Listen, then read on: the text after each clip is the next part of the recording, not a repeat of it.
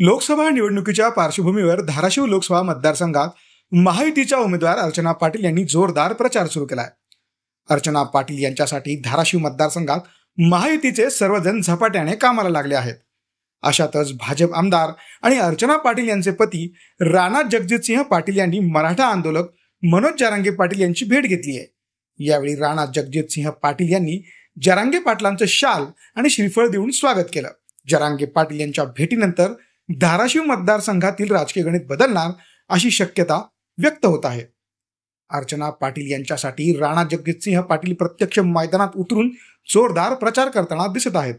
अशातच त्यांनी आता मनोज जरांगे पाटील यांची भेट घेतली आहे। मराठा आरक्षणाच्या लढाईमुळे जरांगे पाटील राज्यात चर्चेत आले होते, परंतु त्यांनी लोकसभा निवडणुकीत कोणतीही भूमिका जाहीर केली नव्हती।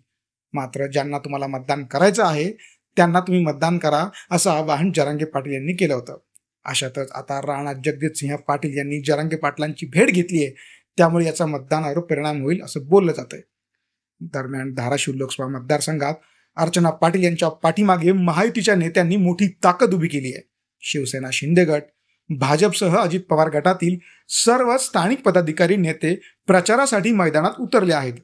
अशातच आता राणा जगजितसिंह पाटील यांनी आता काही मोठ्या नेत्यांच्या गाठीभेटी घेण्यास सुरुवात केल्याचं पाहायला मिळत आहे।